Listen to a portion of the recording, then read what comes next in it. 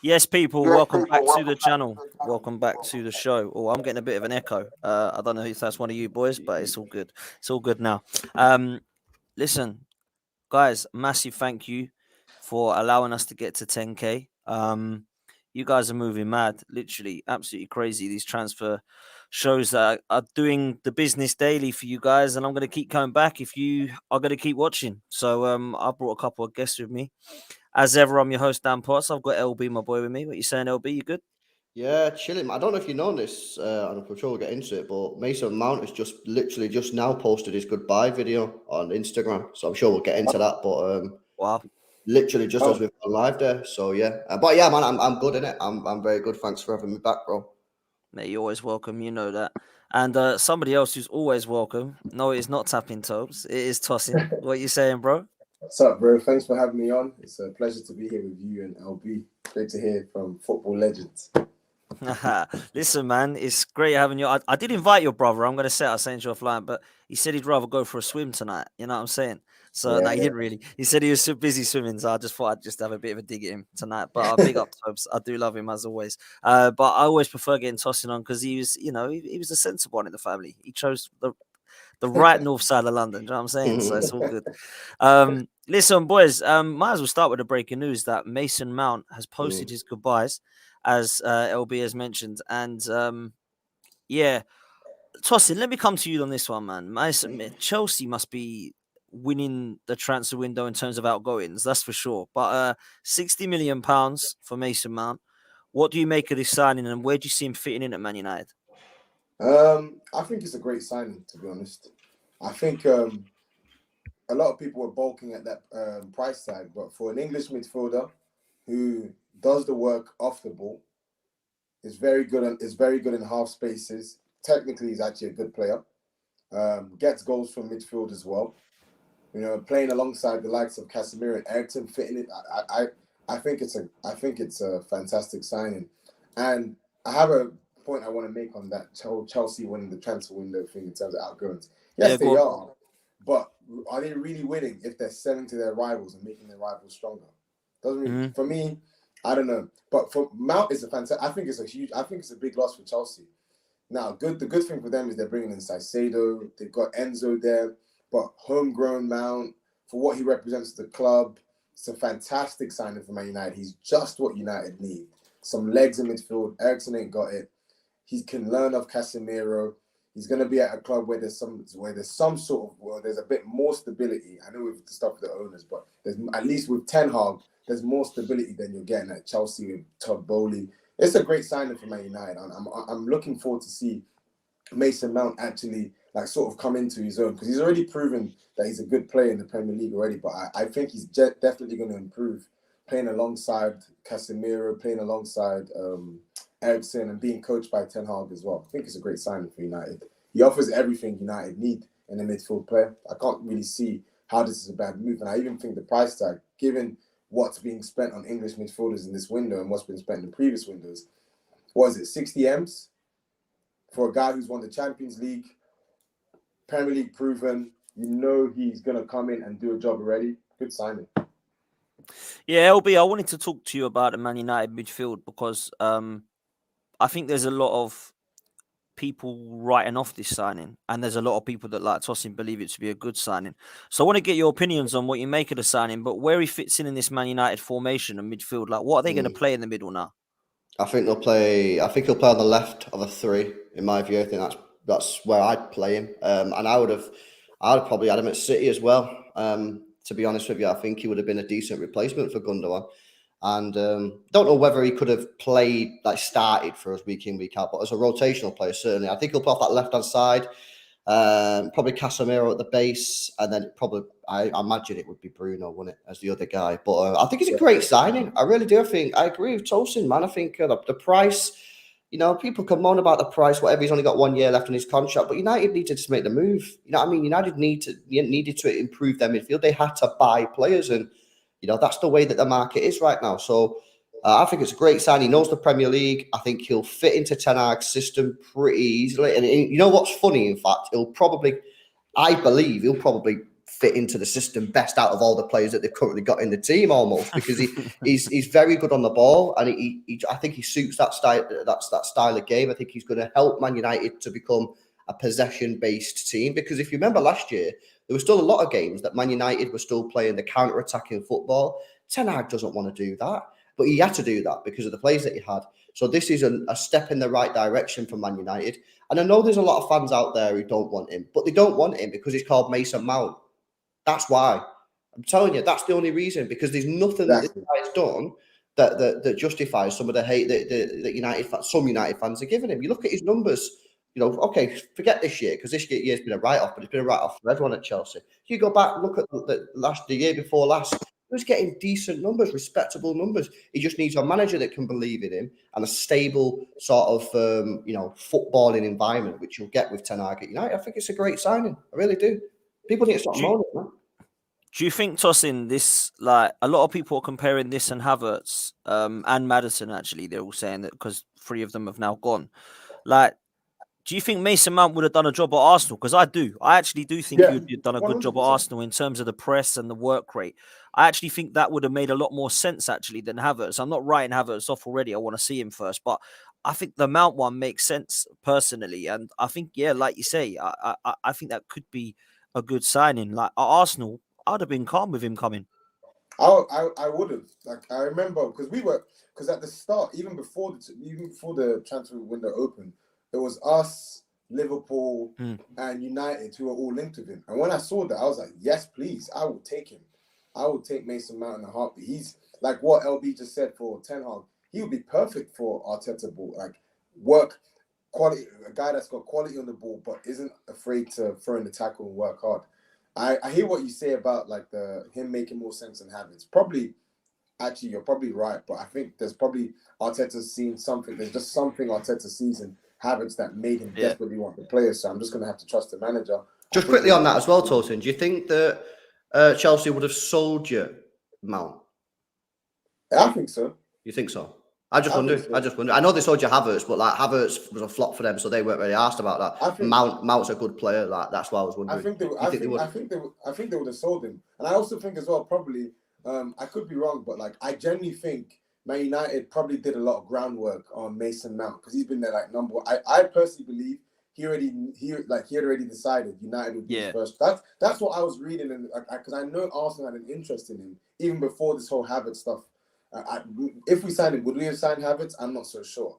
But I personally believe Man United sort of got the player, agreed, like spoke to him, said, okay, like Ten Hag probably pitched him a plan for him, and he said, okay, United is the club I want to go to. So that's personally what I think. And fair dues to him. He's gone to a club where he's going to be taken care of, where he's going to be appreciated. And another thing as well, I don't think it's not just United fans. I've also seen a lot of Chelsea fans that give Mason Mount hate. I'm like, these fans, there's something else. This is a guy that's literally given his blood, sweat, and tears to the club, has fought for them, and you're like, oh yeah, let's get rid of him. He's whack. I'm like, Chelsea Twitter's been mad this week, man. I can't lie. It's just seeing them all argue, man. Odd, but those are my thoughts. I would take him at Arsenal easy. Let me stay with you, Tosin, with this one, because Hayden brings up a great shout here, right? This is an example he's given. So, big up Hayden. It says, Dan, call me mad. Isn't Mount to United like Arsenal selling Smith Rowe to Liverpool? Shocking decision. Like you mentioned it early, saying that basically they're making teams stronger. I just wanted to bring up this point, see what your thoughts were on it, mate. Yeah, no, I agree. It's like people are like, oh yeah, Chelsea, 200 million in outgoings. Yeah, but they've sold Havertz to Arsenal. They sold Mount to United. They're a team that is probably going to want a chance for the top 4. You're helping your rivals address deficiencies in their team. Like Xhaka is going. That's 16 GNA that's leaving the team. So we're going to need someone who's got the quality, who will have the physicality. Havertz ranks in terms of, obviously didn't get lots of goals, but his defensive stats for forward last season, some of the best in the league. The guy, he works hard off the ball. He's going to work well in the pressing team, and he's clearly got quality. So you're giving us a player who's going to do the defensive stuff and actually has quality, just needs coaching. Thank you. You're giving Man United a team that struggles to have legs in midfield. You're giving them a player who's got the legs in midfield, got the technical quality, and is going to add goals to the team. they're laughing. Frank, keep the outgoings coming. Who else do they want to strengthen next? And they sold Kovacic to City. Another good signing. This guy is very good running with the ball. Like, okay, cool. You're making money, but you're helping your rivals get stronger. So is it really a strong window for you, even if you sign Caicedo? Is it really? Well, I think there was the problem with Chelsea, I told you, in it, is the fact that they've had to sell these players. Obviously, Kovacic was obviously, he was gone, but Mount's only got 1 year left on his contract and has basically said, if you don't sell me this year, I'm going on a free next season. So they've had to sort of sell him. And I think I agree with what you're saying, but you've got to look at it from Chelsea's point of view. Getting £60 million for a player who he's got a free transfer is good business. However, when you look at it at the overall package, which is what you've just done, then you can say, oh, well, hang on a minute. Yes, individually, getting £60 million from Mount with 1 year left on his deal is a good bit of business. Like you've just done. If you take a step back and look at it, you're going, actually, this is strengthening our rivals. But I guess that Chelsea would probably respond to that and say, well, we have faith in our incomings. We have faith in our manager.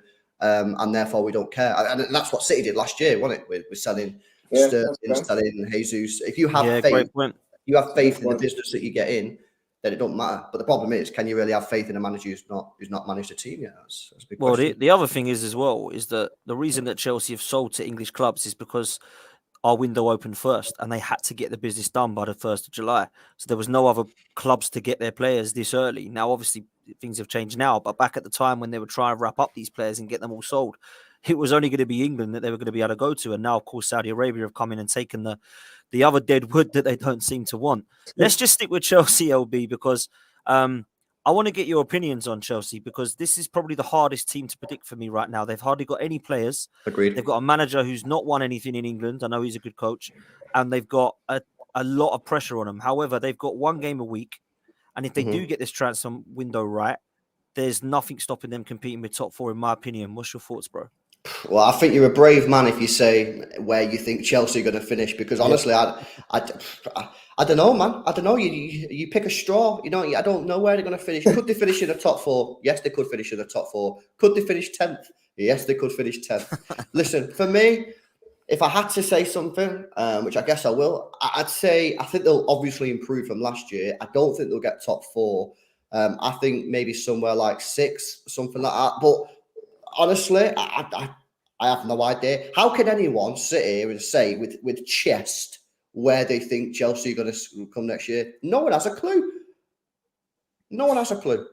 That's why I've kind of bringing them up first, Tosin, because I don't have a clue either, because I don't know what we're going to be expecting.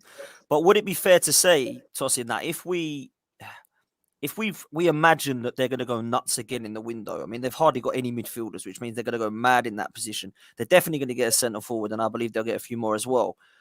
We're talking about spending like 900 odd million in like what's been 3 windows. 3 windows, yeah. Is there an expectation that they should be at least top 4 on a trophy this season, if that's the case? No. Honestly, they spent a lot of money. I had my rant January, but like they're the reason that the market is so inflated now. But I'm just looking at that team. Pochettino's a great coach. I think we're gonna see flashes of exciting football from them. He's got the players, he's got the young players. But I'm just looking at that team. I just don't really see a spine. And I think I'm just gonna go out here. I can see them finishing like an 8th, 7th or an 8th. I can't see them getting top 4. It's a young team. Lots of talented players, but it's a young team. It's a manager that at best failed with Tottenham. Really good coach, does well with young players. So the good thing is they got Poch, a guy that knows what he's doing with young players. The bad thing is it's a team that is also lacking in experience. Probably only Thiago Silva is probably the only leader you're looking at in this team. So I can't really see them like having the mentality or the character to really go toe-to-toe with a Man City, toe-to-toe with a Arsenal, go toe-to-toe even with a Liverpool, with a United. I really can't see that happening. So I'm just going to go out there. Probably like 6th or 7th for me, to be honest. I think that would be fair. Here's a question for you, LB, right? They go mental again in the window and they have a Graham Potter style start to the season. What happens to Poch? Nah, time. To give this guy time, allow him, because I think he's a good manager. You know, he's a good manager. He's not up there with the Klopps and the Peps, obviously, but he's a good manager. And you know, I think Tolson's right. I think you'll see flashes. I think it's difficult, right? Because you put the question very, very funnily, in the sense that they're going to have spent £900 million. Are they going to top four in a trophy, right? And yes, that should be the case. But we all know we've watched football long enough to know that that's just not how football works. So, you know, realistically, and this is the thing: will Chelsea fans accept this, and will the media accept this before they sort of pile on the pressure? Is realistically, what would I want to see as a sort of Chelsea fan if I was a Chelsea fan? Okay, so I'd want to see my team improve, obviously on a 12th or 11th place finish. I'd want to see better football now and again. You know what I mean? I'm not saying every single game has to be good, but like I want to see the outline of a style where I'm looking at my team and going, okay, I can see where this team is going. I want to see some goals. You know what I mean? I'd like to see my defense tighten up a little bit, and maybe a couple of big wins against a couple of the big teams. You know that you're going to drop points against some teams that you really should be beating. Why? Because you've spent £900 million on all these players. You brought a load of players in. You let them go. You've had, 3 or 4 managers in the space of 18 months. Obviously, it's not all going to go your way. So I think it's just about being realistic. Let's see some progression. Let's see some nice style football. Take a few big hit results against Liverpool, City, Arsenal, United, whatever, to sort of know that we can do that. And then just see some progression. I don't see silverware. I don't really see top 4. I know they've probably got it in the locker to get top 4. I don't really see that. So it's just about that progression, man. Because last year was so bad. Yeah, just about improving on that, isn't it? Yeah, it was so bad, man. So bad. Let's move to Liverpool and United before we come to our clubs. Tosin, I've got to be honest, bro. Man United, are you a Man United supporter A who sits there and chills and waits to see what's happening? Or are you a Man United supporter B who's like starting to get a little bit worried about what they're seeing in terms of lack of activity? Now, I know Mason Mount's just come through the door, but there's a lot of work to do, man. What are you saying? Yeah, I mean, you have to be concerned because the Glazers are just shafting this club because just taking ages. Taking absolute ages just to do something they know they're going to do eventually. And from what I read is apparently he's been promised like 120 M's to spend regardless. So they spent 60 of that on Mason Mount, but they need more. They need a lot more. And I think for them, what they got to focus on is, I get that they're talking about the Glazers and whatnot, but they really need to pattern up in terms of their outgoings. You got to get rid of the likes of Maguire and all of these sorts of players. You're freeing up wages, you're freeing up funds. Come on. Like, I get the stuff with the ownership, but like you can still do a little something. So I'd be concerned if I was a United fan, to be honest. Not just with the ownership, but I think the club as well just need to get a move on with things. Okay, we're hearing reports about Harry Maguire. Is he in the manager's plans? If not, sell him on, get rid of him, make money. Is Jadon Sancho going to be in? We're hearing rumors about, okay, just get the business done quickly. So yes, it's the ownership thing, but I think also as well on the plan they could be a lot quicker on this sort of stuff, to be honest. And I think they just sort of got their tails in between their feet. I know it looks like they've got Mount over the line, but they really need to do a much better job getting the outgoing, making the most of the situation. I'm not really a fan of victimizing yourself, saying, "Oh, woe is me. Our owners. Yeah, your owners, but like you got players that you can sell and make a good maybe 80 M's right now. Like there's a bunch of players that are surplus to requirements at United. Get rid of them. Other teams will buy them. Get rid of them. Free up the wages, because we know the issue with most of these clubs is the wages. Like Man United probably pay it through the roof in terms of weekly wages. Yeah. Just get the high earners off. Even like the stuff from David De Gea, like you're just faffing about. Like you've had all time to decide, like if he's staying or is he going, and then now you're not sure. He's released, and you're waiting till he sorts out his wedding. That's not really the owners. That's an internal club issue. So they lack a ruthless streak in it, in my view. Like he says, you know the David De Gea one, yeah, for me is the one that can sum up Man United's sort of situation perfectly. They should have told David De Gea in January, said, listen, when it gets to August, when it gets to June, whenever the window opens, That's it. We're not renewing your contract. We don't even want you as a backup because ultimately there's no point in having you a backup because you can't play our style. We need players who can play our style. You've now got 6 months to find a new football club. Yeah. By the way, Saudis are going mad if you want to earn some cash or go back to Spain, do something, free transfer, whatever. But we're letting you now 6 months notice. So we're being respectful for you. You can pretty much agree the signing for whoever you're going to bring in January, February. That happens in the market. City done it with Haaland. We know that happens in transfers. You know, it's sort of like they get to the transfer window and it's sort of like they sort of remember, oh shit, yeah, David De Gea, we've still got him and what we're doing with him. And it's sort of like, where's the ruthlessness in that sort of boardroom to say, all these players are not good enough. Let's tell them they're gone in the summer. And like Tosa said, get rid of some of them. You might be able to get like 50 to 80 million quid in for some of them. But I think David De Gea is the perfect example. And, you know, people said to me when I spoke about this on my channel the other day, that sounds a bit harsh. No. What you're doing now is more harsh. You know what I mean? If you tell someone straight, I'm a person where you just tell them straight, I respect it. You know what I mean? But if you dilly-dally, which is what they've done, and then sort of like, oh, we don't really know what we're doing. You know, we accept half a pay cut, but you're going to be a bench player because we might be signing a player. So if we don't sign him, then you'll start. No, I'd rather someone just look me in the eyes and said, you're not good enough.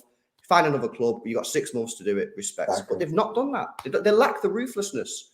Man United now are a soft football club. They need someone in that boardroom who just doesn't give a fuck and is willing to upset people and just go boom, boom, boom. Where's people too nice, man? And I think that's why they've got in this problem. Exactly. Yeah, I actually, you're spot on there, bro. I can't even disagree with anything you've just said. But the thing I find really weird, and I can't put my finger on, who is going to be the number 9 at Man United this coming season? Because I don't think it's going to be Harry Kane. I don't think it's going to be Osimhen. I don't think it's going to be Vlahovic. I don't think it's going to be Marcus Rashford or Martial. But it might have to be one of those at this rate. Like they're talking about Rasmus Højlund now. They're talking about Kolo Muani. They've gone from like Man United to get taken over and get Harry Kane and Osimhen to, who else is there left? There is no number 9s out there at all.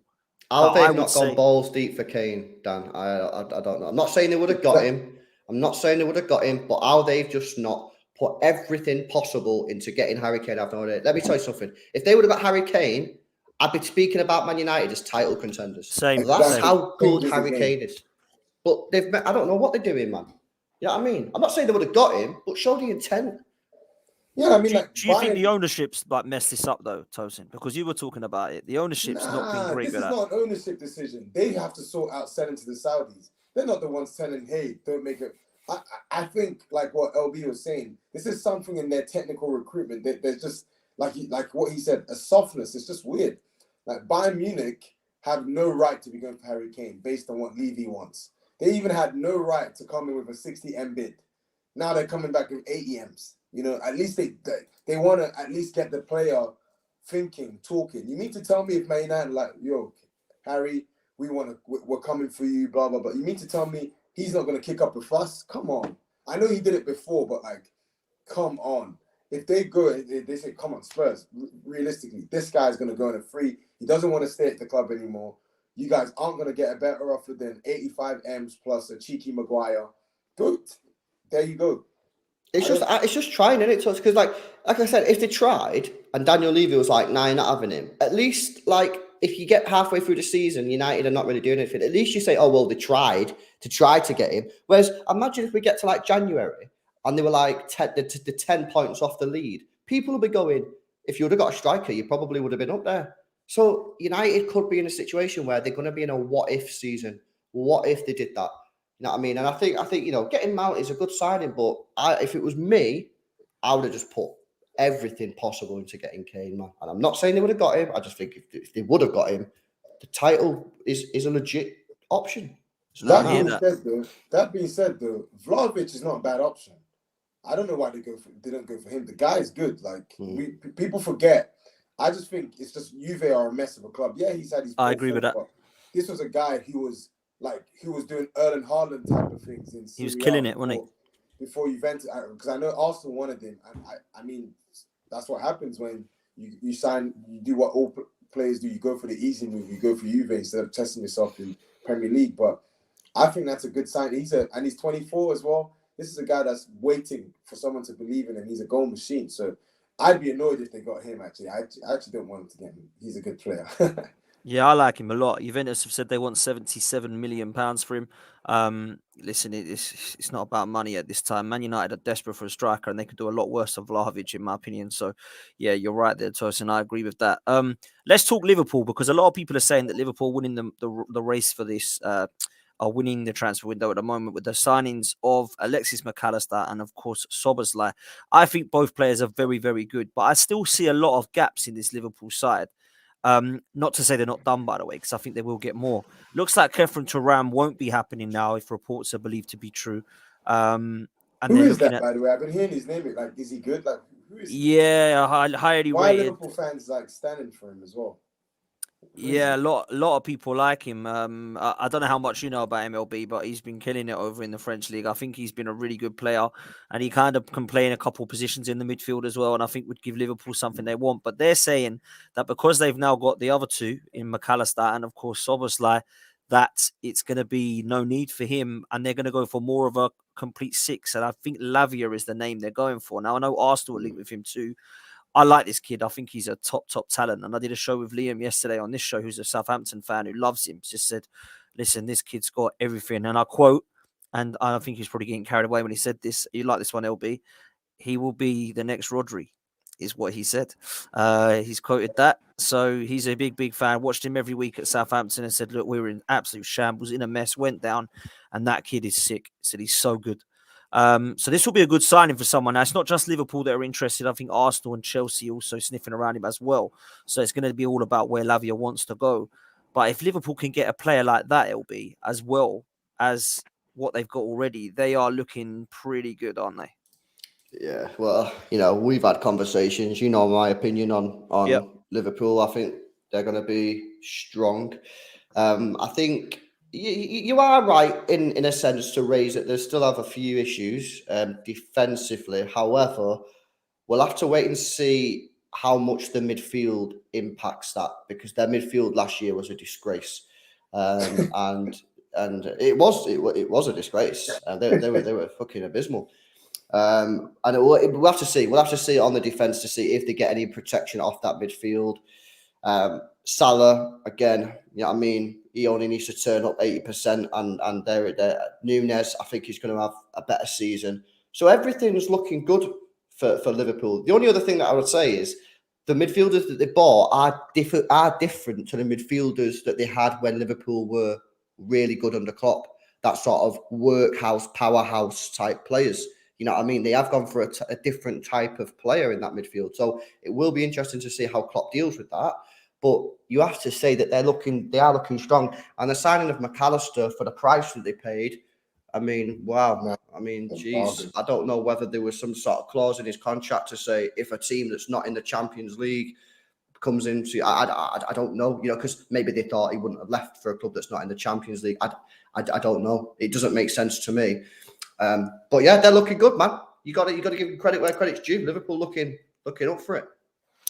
Yeah, so I understand why Man City fans are looking at that. That was the team that I said would be back this coming season, because I actually believe that they've got a really good side. I've said this on a couple of shows now. They've got fantastic players around the edges. It's the middle which has been completely gutted, and Van Dijk can't play 40 games anymore. Matip and Gomez just, for me, aren't really there, so they need a couple of centre-backs, at least one. They need to sort their midfield out, which looks like they're doing. I believe this team can score goals, and I think there is a manager that knows what he's doing, a manager that's been there and done it, and players that have been there and done it, man. So I kind of agree with LB. I think that Arsenal are the ones that everyone's going to be talking about because we just missed out last season, but I expect Liverpool to be back, and I think at the moment their window is looking pretty tasty, to be fair, bro. It is. It is. It is. I mean, I'm thinking if I can add on that, like, it is, but I expect them to be back. But I think this Liverpool team, I don't know, like, they got good players, but they're in a weird place where Klopp actually needs to refresh, like, the age of the team. And I think that can oftentimes that is not like a one season type of deal. That's something that has to be done. That's staggered. It takes time. So I'm thinking he's refreshing the midfield. Szoboszlai is a great signing. Macallister for that price is a phenomenal signing. If they sign Lavia, which I don't think they will, because I think once Arsenal wrap up Rice, it looks like Arsenal really want him as well. So we'll see. And Zach is going to be going as well, which obviously I'm not happy about.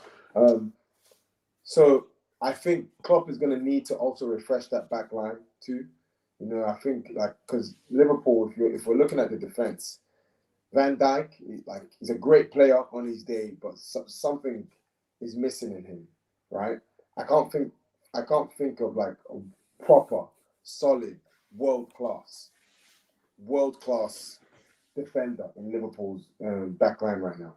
Not saying that Arsenal have got but I'm saying that someone that's like consistently putting up great performances.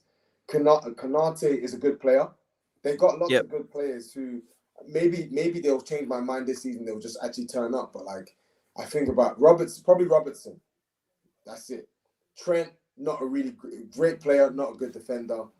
Addison, a great keeper. Okay, Alisson, yes, you can say Alisson.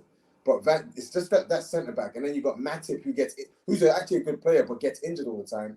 Joe Gomez, who showed a lot of promise early on in his career but has completely lost it. And then you got a forward line now. Great, Jota's back. Salah consistently bangs in goals. You still got Darwin Núñez to come. You still got Gakpo, Luis Diaz. It's a good front line, but like it's still a team that I see needs a lot of work gelling and clicking with one another. So I don't think it's just a straightforward, okay, they just signed Szoboszlai, they just signed Macallister, just stick them in and they're back. I think Liverpool have come to the end of their cycle and now a new team is being ushered in. So I don't think that's just that straightforward, okay, we'll just fling them in, they're just going to be good. I still think there's a lot of work. I can't put my finger on it, but there's still a lot of work that needs to be done internally in this team clicking with each other. They don't have a manner like Mane, Salah, and Firmino. That's a 3-4 years deep partnership that did bits. Henderson, Fabinho. That's a partnership that did bits. Like Virgil van, like these are partnerships that have done incredible things, and Liverpool are essentially having to replace these monstrous partnerships. It's not going to happen overnight. So I expect them to be better than last season, but I'm not expecting them to be just this dominant force that goes back to doing what they did the season before last season when they were going toe-to-toe with City. Fair points, man. I do think you made some fair points there and back them up. We'll touch on Spurs before we end on United, City and Arsenal. Sorry, Lewis, I didn't mean to do that, mate. For me, Spurs actually look for the first time like they are doing some business early. James Maddison, I think that's a wicked signing. They've got Vicario as a keeper who's coming in, who I don't know much about, but Buffon spoke very, very highly about how good he could be. And also, they've looked like they're going to get Van der Ven as well, and the link with Tapsoba. They're the positions that Tottenham Hotspur need. They've got Manor Solomon, I believe, as well over the line, who, to be fair, in glimpses look really good for Fulham, as long as he can stay fit. This is looking all right if they keep Harry Kane at the moment, LB. I can't lie. Mate, I'm telling you, bro, like, as long as it's Postecoglou, who obviously I don't know nothing about, as long as he's not a fraud, which apparently is not meant to be a fraud, apparently he's meant to be a decent coach, then they have a serious chance of getting top four. Remember, they've got no European football at all. And, you know, remember, they was getting top four last year up until Conte decided to just, you know, set off a nuke after the Southampton game. That's the truth. They had top four, and then he done that. If they can have a decent start, and so long as this Postecoglou is a legit manager and he's not a fraud, I think they'll get top four. Wow. I think they've got a chance of getting top four, bro. The reason I say that is because with Harry Kane, yeah, anything is possible. Anything, well, not anything because he's at Spurs, but you know what I'm saying. Like getting top four is possible. Like they've got 38 games plus 2 domestic cup competitions. That's it. He'll score 25 goals in the Premier League, a minimum. All they need really is Son just to not have a shit season last year, which I don't think he will do. I think he'll be better this year. I think Kulusevski will improve this year. And just make these signings. They've got a new goalkeeper in. Make a couple of defensive signings. I think they've got a legit chance of getting top four. And people, look, Stephen in the chat says, lol, I legit think that people, I don't get it. I see people just, no, Spurs are finished. Any team with Harry Kane is not finished. They're just not. The guy's a freak. I think they've got a serious chance of getting top 4 if Postecoglou is not a fraud. Tosin. I think he's a good I don't know him, but from what I've heard about him, it looks like he's going to be good. Like, I agree with LB, as long as he's not a fraud. Spurs actually look good. I mean, yeah, I agree with LB, because you got to look at it this way. It's like Man United, as much as they improved, they won Carabao Cup, away from home, they were dog poo last season, still struggled to control games massively. And this is a team that ended up finishing 3rd. So they finished 3rd, right? I was in Newcastle. I can't remember anything after 2nd. Sorry. So not even trying to throw digs, but I think Spurs could challenge. And what I think is the game changer for Spurs is they've got a manager that actually wants to be there. They got a manager that is going to show the club some love. They've got a manager that's like, you know what? I'm so grateful to be here, because the likes of Conte and Mourinho, not since Pochettino, have they had a manager that genuinely wanted to be there, excited about the project, wants to work with the players. Madison's a good sign, and he's going to do what they exactly need, because they ain't got any creativity in the middle of the park. I expect the likes of Richarlison to have a better season, Son to have a better season. They're signing players in the areas that they've got deficiencies in. The only way I see them not having a great season is Kane going. I think if Kane goes, oh my goodness, you are losing a guy that outperforms his XG on a mad one every season. You're losing a guy that's going to give you assists on top of that. That's the only way I think. That's the only thing that can stop Spurs actually having a great season right now. Kane goes. I agree. Everything that I said before you told him was on the proviso that Kane stays. If Kane goes, then which he will. He's going to stay. Levy's not letting him go. I think he will stay, man. I think he will stay. Yeah, I think he'll stay. Remember, Dan, they should have got top 4 last year. They were in the top 4. They were on track for their season's objectives, and then Conte done what he done, and then it all went to shit.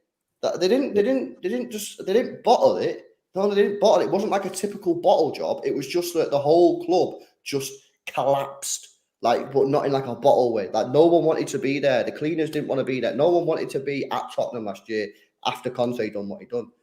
And they finished like 8 points below top 4. Like, imagine having a manager like Tosin who actually wants to be there. He'll put his arm around somebody who's played. He'll go up to Son and say, "Listen, last year wasn't you." You know what I mean? No one's saying that Son's going to get back to his best, but I think most people would probably say he's going to be a lot better than he was last year, because last year was fucking shit. So I think Son's going to be better. Kane will do what Kane does. Kulu was poor last year. He'll do better. They've got Maddison in behind creating, got a better goalkeeper apparently, and signed some defenders. Top 4's on the cards. Who drops out then if they get it? Maybe United. Yeah, so for me, right now, in my opinion, and I just say this is based on current transfer activity, no particular order: City, Liverpool, Arsenal, Spurs.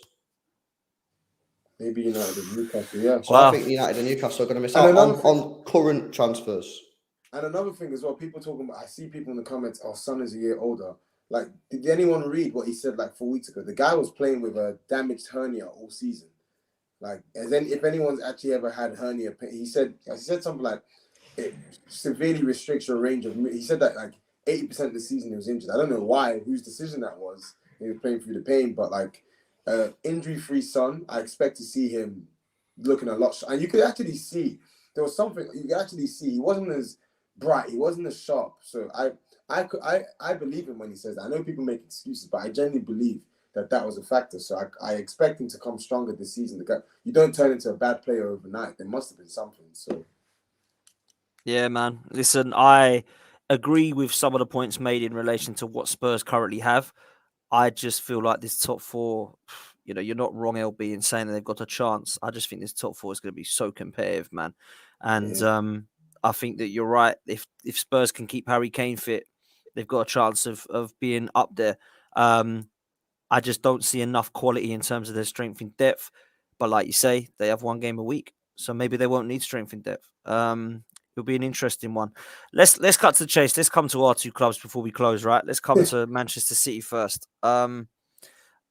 good window so far, LB, Gvardiol and Kovacic and more links. Talk to me. Well, you say Gvardiol, but we don't know if that is going to be done at this point in time. we hope it'll be done. But yeah, let's just say that happens. Laporte leaves, Kovacic in. Yeah, things are looking good, man. Things are looking good. The big question mark now, and it's a massive question mark, is Bernardo Silva. Because if he goes, then we probably need two extra players. We probably need a winger and another midfielder if he leaves. Remember, we've also got the Club World Cup this year. We're probably going to be playing 65 games. There's 7 trophies that City could win this year.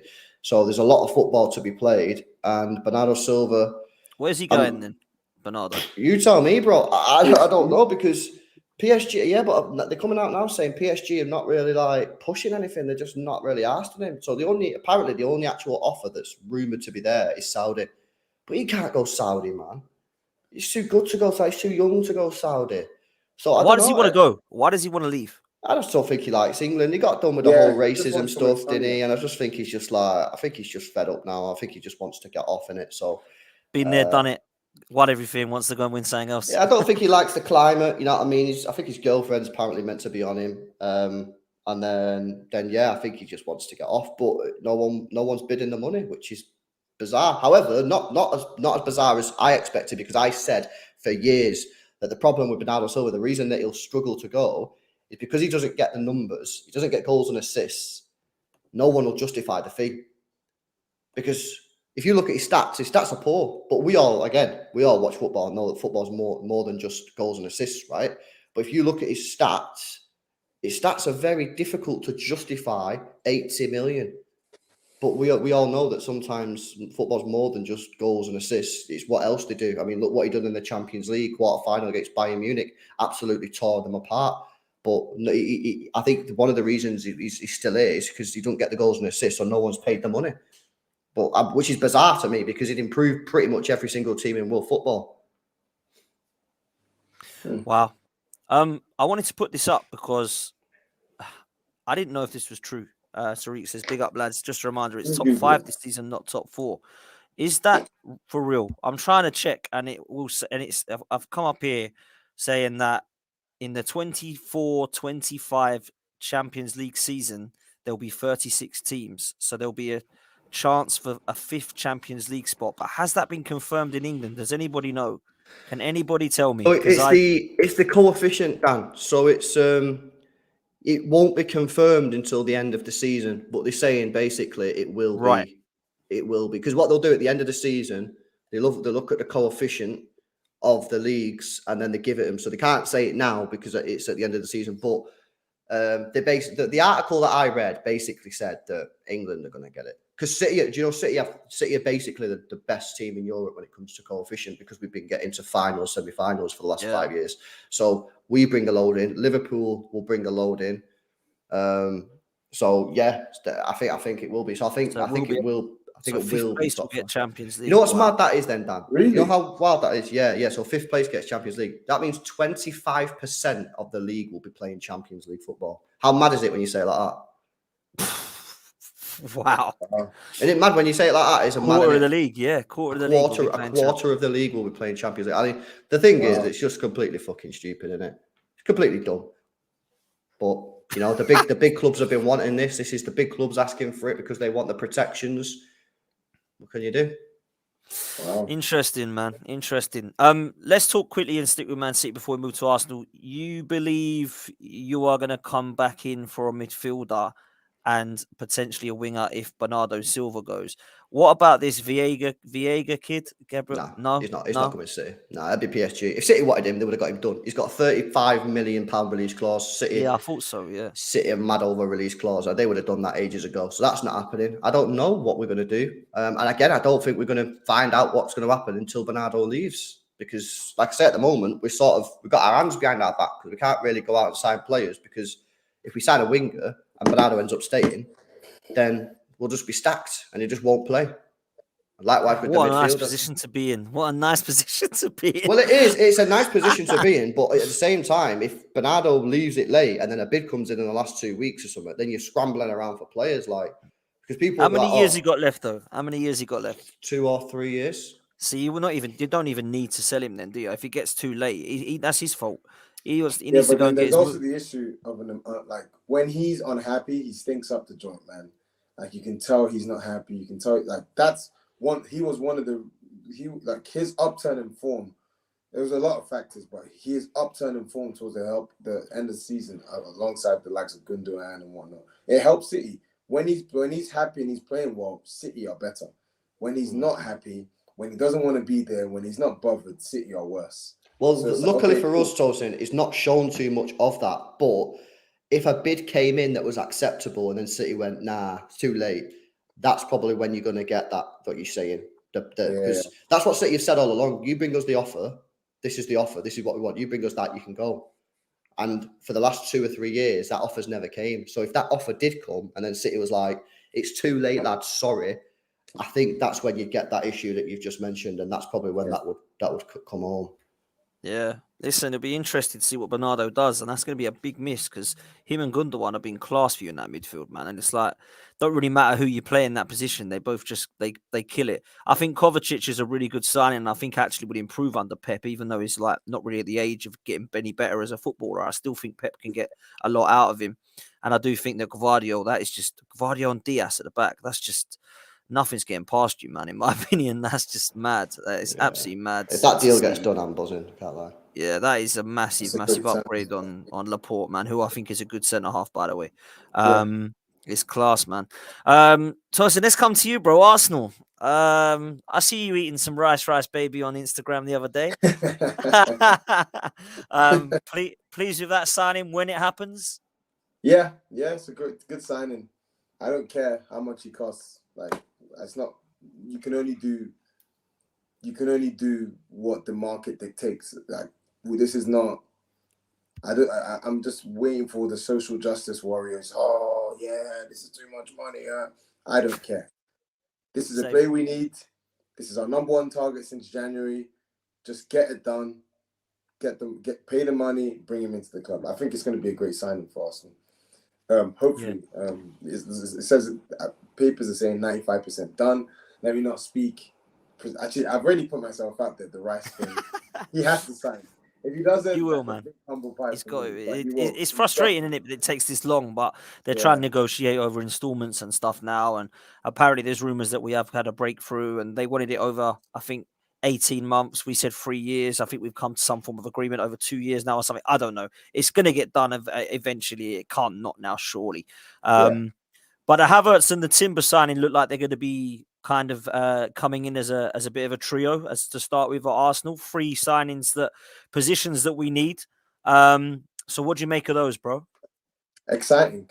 I think all of them are 24 as well. Rice is 24, I believe. Yeah. Timber's 23, 24, 22, 23. Yeah. 22, 23. Yeah. Havertz is like similar age as well. So it's like, I think he's 23, 24. Yeah. It's like the age profile of people we're buying is fantastic, but like the quality, Declan Rice, we're getting actual proven quality in our midfield. Obviously, I said it. Obviously, all jokes aside with Rice stuff, like I quickly put to bed all of this whole nonsense with Arsenal. Oh yeah, is he really worth it? No one is worth 100, and no one in this market is worth that, right? But for what he represents and what he's going to bring to Arsenal, fantastic signing. He's going to help us massively defensively, and he's got a lot of potential in terms of what he can do offensively in terms of the way he carries the ball for us. I believe Havertz is going to be a good signing for us. Number one, because the manager really wanted him, and number two, the guy's got attributes and qualities that could do well in this team. And number three, we're not gonna play him. It doesn't look like we're gonna play him striker.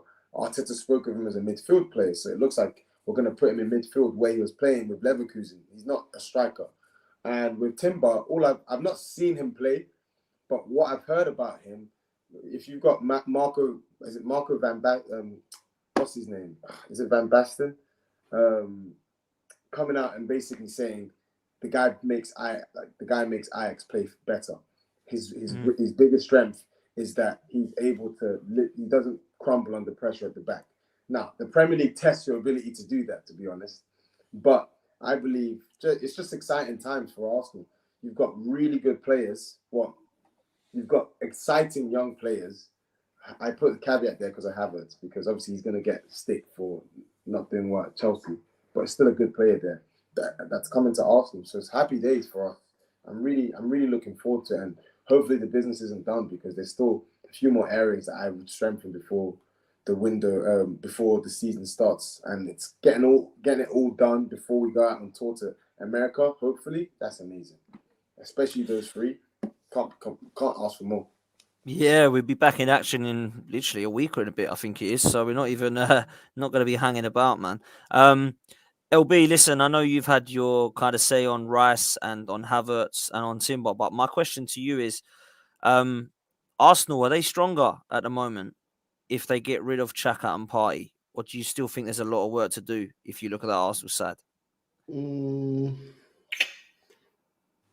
I think Rice is better than Partey, so you'd say that's stronger. But is Havertz better than Xhaka?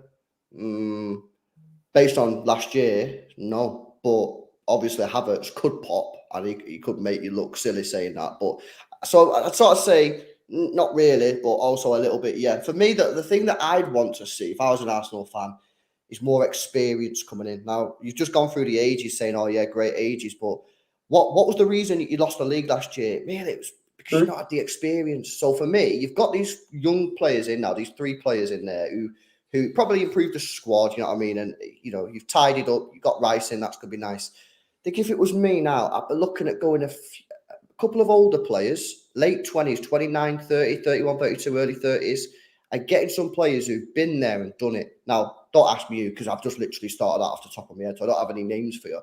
But players who can be in that dressing room, that when you take a bit of a bad result and, you know, Saka, who's still very young, or Martinelli start, you know, oh shit, we've lost a game. The players can just go, relax, calm down, boys. You know what I mean? Like, we lose games. It's football, you lose. Let's just keep our heads. And I think that's where Arsenal went wrong last year, because clearly they fell off near the end, and that's all due to experience. So you've got these three players in now, good signings.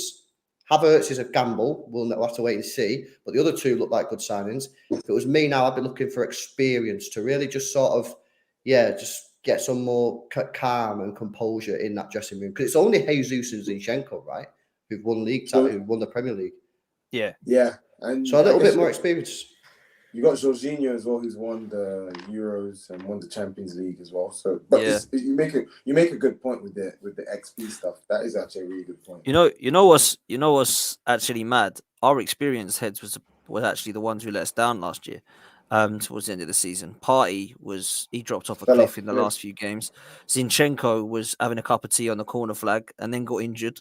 It's like, wow, these are the experienced heads. But you're right, LB. I think you're fair to say that, and that's Zinchenko's what you get still young, though, isn't it? Yeah, 25. And 25. so's Jesus. Yeah. I'm talking about age. I'm talking about getting older players in there. That's fair. Because you got to think about. Look at Saka, for example. Saka's obviously trying to carry Arsenal. He's trying to win your games. He's got the world on his shoulders.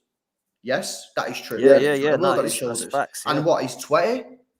That's not right. He needs an experienced player to come in there and just take the pressure off him. I always say with young players like that, I don't think they should be in the team every week. I think they need to be taken out. Yeah, I think they need to be taken out, but they can't do that with Saka, can they, Tosin?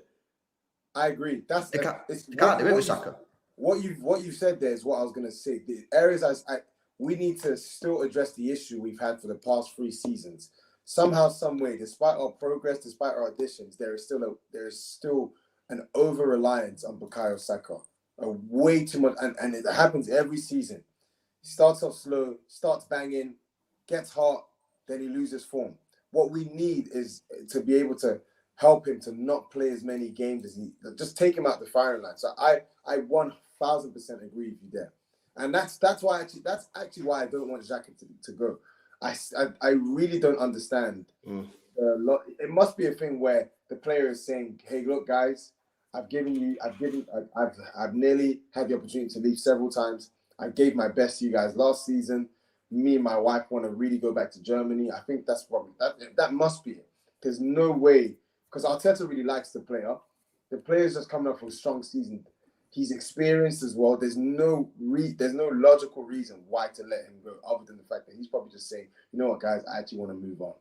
So I wouldn't let him go. And I wouldn't, I definitely wouldn't. I'm hearing stuff about, oh yeah, like Xhaka going, apparently Partey, Juventus, like you in no way. I think if Arsenal let both of them go, then in a way they're undoing some of the good work they're doing. I agree. You should not be.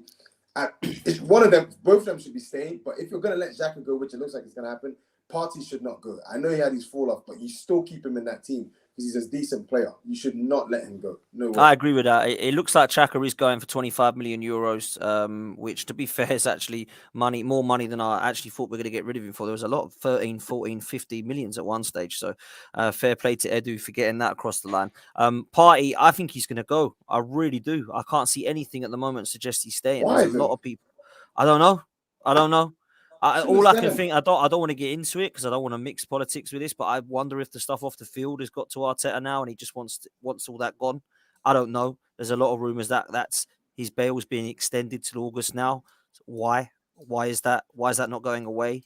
Maybe he wants clear of it and he wants to just refreshen it up a bit. I don't know. But I'm just I don't know that to be the case. I just can't think of why else he'd want him to go. Unless Partey believes, look, if you're bringing Rice in, I'm not going to be playing every single game, and I need to be at my age. I'm going. I don't know. It could be absolutely anything. I don't understand. There's a lot of rumors that Tchouaméni is being on our radar. No idea if that's going to be happening. I don't know. I would be surprised if he goes Real Madrid, unless Real Madrid have said he can go, which I'd be amazed if they do. Listen, great signing. I think Lavia is probably more realistic, if I'm honest with you, to go for him. Caicedo, I'm surprised we didn't try and push that one through, but that looks like he's probably going to go Chelsea. So I still think we're short in midfield, and I still think we need somebody who can either play up top when Jesus is out, or they can play across the front three. And I think we need to do that this summer. I really do. I don't think we should be done with these three signings. If Partey and Xhaka go, we're going to need to sort our midfield out and then look at what we're doing across the front three, man. So there's still a lot of work to do. Yeah, and also the outgoings as well. Get rid of Pepe. That's got sort out what's gonna happen with Balogun. Like all of these Tavares, all of these players. Like this, let's get rid of them. We need another like forward player, not striker, like someone who can really push Saka, like someone that can really like Saka's our star boy, but what he needs now more than ever is someone that's gonna make him nervous about being in the team. The worst what we can do is give him a free run in this team and then you're going to start every game. He needs someone that's really going to push him. That's why I'm hoping. I know Havertz is going to play in midfield, but maybe some sort of quality in those areas to at least push him. And I think I don't know why we're not thinking about buying another striker as well. I really don't. Same. I don't know why that's not being. Maybe they've got a trick up their sleeve, but I see no reason why when things aren't working for us with Saka, you can easily just stick Jesus on the wing and bring in a striker that can play that. Vlahovic, why can't we go for him? Why can't we do like these Italian clubs are mad trampy and jammy where they do these weird deals where they just loan. They do a loan for 1 year, loan for 2 years, and say, we're going to buy this player, but they never do. Why can't we just get like a cheeky Vlahovic on loan or something? I think we still got a lot of work to do. Good start, but a lot of work to do. Yeah, and I think we will keep going, man. I really do. Listen, we're going to wrap it up there. LB, let them know how to find you, man. You got a show literally straight after this. Yeah, so I got my personal channel, just like, that is basically just not City related, just chatting everything, do daily transfer videos, just like 10, 15-minute videos daily, man. So I'm like 30 subscribers off 3,000, man. So anyone that can help out, please subscribe to that. And then, I'm going live now with some of this City fan content creators speaking about our transfer activity. That's going to go live right now, man. So, head up City Extra, innit? Class, man. Listen, I've redirected everybody, so make sure you stay tuned to this. You'll head straight to LB. His link is in the description as well. Tosin, shout out your stuff you're doing, man. Plug how people can find you, bro. Yeah, so you guys can find me. Just just Fleet-footed. FLEETFOOTED. So Fleet-footed. Just check that on YouTube. I'm gonna actually record something tonight and put it out tomorrow. So I'm like 26 subs off of 1,000. So if you guys can get me over 1,000 tonight, that would be great. So and I'm just gonna be making it super simple, short content about transfers, about the team, mainly Arsenal focused each week. So Love that. Love that. Make sure you go and follow the lads as well. Do us a favor, smash a like on your way out. Subscribe to the channel if you're new. I'll be back tomorrow evening. Take it easy, people. See you next time. Peace.